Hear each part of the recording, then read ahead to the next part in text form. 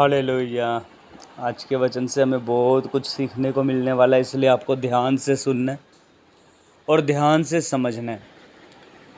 तो शैतान से हमें कैसे ये लड़ाई लड़नी है, कैसे फाइट करनी है, इस बात को हम समझने वाले हैं, इस वेद को समझना है।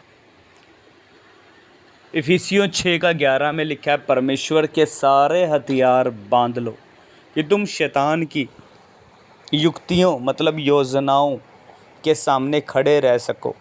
ठीक है, क्योंकि शैतान भी जो है योजनाएं बना रहा है, युक्तियां बना रहा है। ठीक है, कैसे नाश करूं, कैसे चोरी डालूं, कैसे पाप में गिराऊं, कैसे कर्जा डालूं।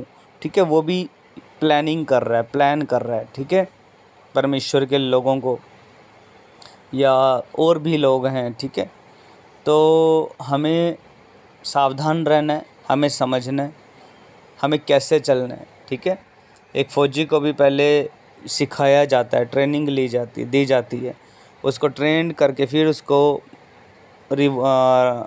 जो युद्ध में भेजा जाता है, लड़ाई में भेजा जाता है, उसको बंदूक दी जाती है ना, ढाल दी जाती है, सब चीज़ें उसको पहले सिखाई जाती हैं अच्छी तरह। और रोज़ उसकी परख होती है, रोज़ ट्रेनिंग होती है, रोज़ उसकी परेड होती है, ताकि वो युद्ध लड़ने के लिए रोज़ तैयार रहे, ठंडा ना पड़े, सुस्त ना पड़े, आलसी ना पड़े। तो लिखा पवित्र ग्रंथ बाइबल हमें बयान करता है कि जो हमारी लड़ाई अंधकार की शक्तियों से है, जो मनुष्य को गरीबी, कर्ज, नशा, बीमारी और पाप में बांध कर रखती है, हम सब अच्छे से जानते हैं कि हमारी समस्याओं और चिंताओं के पीछे शैतान का हाथ होता है।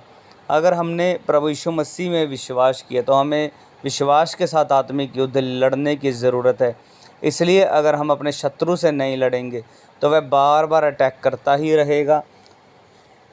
अब हमें ये समझना होगा कि हमें आत्मिक लड़ाई को लड़ना कैसे है।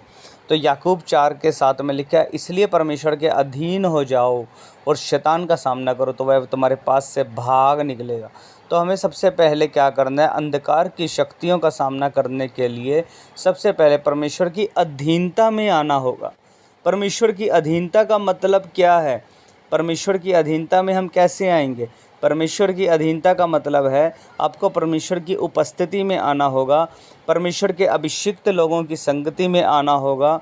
जब तक आप अभिषिक्त प्रेरित किसी पास्टर की अभिषिक्तों की संगति में जब आप बैठते हैं, जब तक आप उस संगति में नहीं है, परमेश्वर की उपस्थिति में नहीं है, तो आप शैतान से लड़ नहीं सकते, शैतान का सामना नहीं कर सकते। वे आपको कुछ नहीं समझेगा।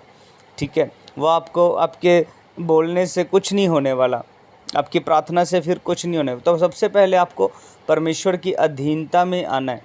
तो आप परमेश्वर की अधीनता में जब होते हैं तो पवित्र आत्मा हमारे चारों ओर एक नियंत्रण बनाता है, एक कंट्रोल करता है हमें, हमारे शरीर पर, हमारी ज़ुबान पर।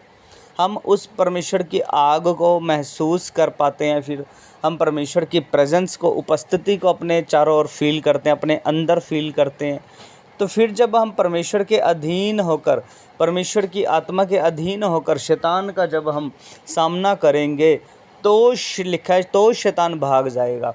ऐसे शैतान भागने वाला नहीं है, ऐसे शैतान हमारे से डरने वाला नहीं है, जितना मर्जी हम डराते रहें।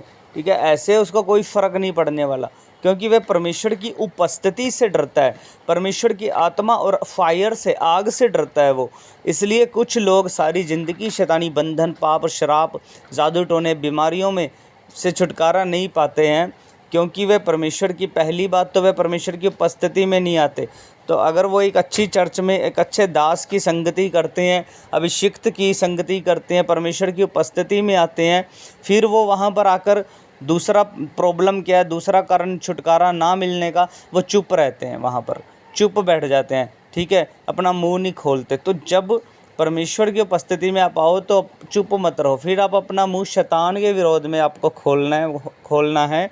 और इसलिए शैतान जब वो उनको छोड़कर जाएगा, इसलिए क्योंकि कुछ लोगों को इसलिए वो छोड़कर नहीं जा रहा क्योंकि आपने अपना मुंह बंद किया हुआ है। तो जब आप अपना मुंह खोलकर अपने अधिकार के साथ दुष्ट को बार बार निकालेंगे, बार बार उसे कमांड करेंगे, आज्ञा देंगे, तो परमेश्वर की उपस्थिति में जब आप शैतान का सामना करेंगे तो वह हमारे घर परिवार शरीर आत्मा बुद्धि और विचारों से हमेशा हमेशा के लिए निकल जाएगा। फिर हम शैतान के प्रभाव से, उसके गंदे प्रभाव से छूटकर अपने अंदर हल्कापन और गहरी शांति को, आनंद को फील करने लगेंगे। फिर हम एक आशीषित जीवन जीते हैं, आशीषित होते हैं, गवाही देते हैं, क्योंकि हम छुटकारे को, बदलाव को फिर अपने अंदर महसूस करने लगते हैं। ठीक है। तो मत्ती 17:20 में भी लिखा है कि अपने विश्वास की घटी के कारण उसने जो है छुटकारा नहीं पाया, क्योंकि परमेश्वर ने कहा कि जब तक तुम्हारा विश्वास ऐसा होगा, ऐसा नहीं होगा कि तुम इस पहाड़ से बोलोगे तो ये पहाड़ उखड़ जाएगा और फिर तुम्हारे लिए कुछ भी असंभव नहीं होगा। तो हमें क्या करना होगा? हमें बोलना होगा। परमेश्वर की उपस्थिति में बैठकर हमें बोलना है, हमें चुप नहीं रहना। तो जो अगर आप चुप रहोगे, शैतान जाने वाला नहीं है। आमीन, हालेलुया।